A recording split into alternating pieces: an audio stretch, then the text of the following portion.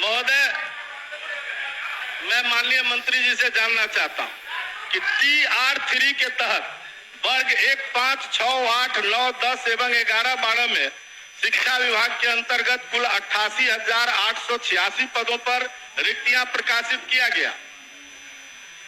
इसमें से महोदय मल्टीपल रिजल्ट जिसका आया है उसके बदले एक एक रिक्ति पर 2-2 रिजल्ट आ गया, 3-3 रिजल्ट आ गया। तो क्या उससे जो रिक्ति फिर बनी है उस रिक्ति के लिए महोदय क्या महोदय 15/1/25 के जारी प्रपत्र के आलोक में अध्याची शिक्षा विभाग क्या अध्याचना कर सकती है कि उनके जगह पर उन लोगों की फिर से बहाली हो जाए? माननीय मंत्री। अध्यक्ष महोदय, हमने अपने जवाब में स्पष्ट लिखा है कि 8886 पदों की रिक्तियां प्रकाशित किया गया था। आरक्षण रोस्टर के परिप्रेक्ष्य में बिहार लोक सेवा आयोग द्वारा परिणाम प्रकाशित किया गया है। उन्हीं विषयों कोटि में रिजल्ट प्रकाशित नहीं किया गया है जिसमें अभ्यर्थी नहीं है या न्यूनतम कट ऑफ अंक प्राप्त नहीं कर पाए हैं। वर्तमान में TR3 के तहत पूरक परिणाम जारी करने का कोई भी प्रस्ताव सरकार के समक्ष विचाराधीन नहीं है। तो स्पष्ट है, जब कोई अभ्यर्थी नहीं है। नहीं, अभ्यर्थी है महोदय, अभ्यर्थी है। नहीं है तो 6 से 7,000 महोदय, 6 से 7,000 तो ऐसे अभ्यर्थी हैं जिनका रिजेक्ट कर दिया गया और बाकी ऐसे अभ्यर्थी हैं महोदय, मार्क नहीं आएगा तो क्या करेंगे? नहीं महोदय, ऐसे अभ्यर्थी हैं जिसके बारे में हम जानना चाहते हैं कि जिनके मल्टीपल रिजल्ट आ गए।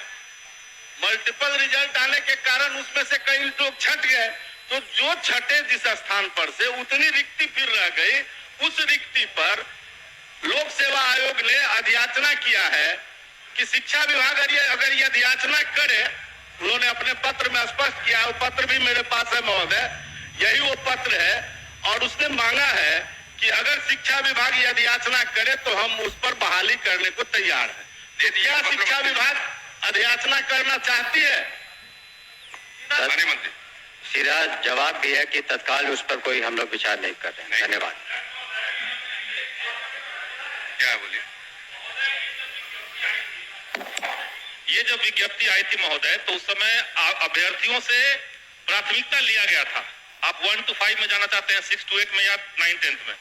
प्राथमिकता देने के बावजूद एक अभ्यर्थी का 3-3 जगह रिजल्ट दिया गया है और ये सदन को गुमराह किया जा रहा है कि कट ऑफ के अंदर लोग नहीं आए। कोई गुमराह नहीं करता। बल्कि महोदय वो सब पब्लिक में है महोदय, कट ऑफ इक्वल जो कट ऑफ आया है उसके इक्वल मार्क्स रहते हुए भी केवल एज के चलते हजारों की संख्या में विद्यार्थियों का चयन नहीं हुआ है।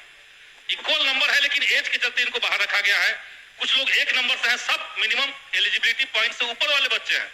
इसीलिए अब सरकार ने TR1 में सप्लीमेंट्री रिजल्ट दिया भी था। पूरा क्या आपका? सरकार TR1 की तरह रिक्त पदों पर सप्लीमेंट्री रिजल्ट नहीं देने का विचार क्यों कर रही है, क्यों मना कर रही है देने से, ये हम जानना चाहते हैं।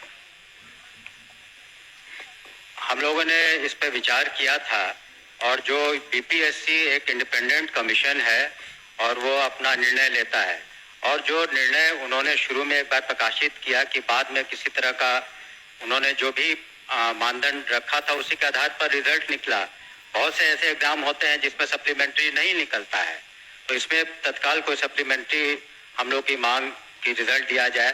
जो उसमें तो अभी और भी उसमें मई महीने तक, आपको बता दें मई तक आपको चौथा 5वां भी होने वाला है, तो चौथा भी होगा, तो बाकी में होगा, लेकिन अभी तत्काल इस पर विचार नहीं कर रहे हैं हम लोग। पूरा पूछिए, पूरा पूछिए। अध्यक्ष महोदय,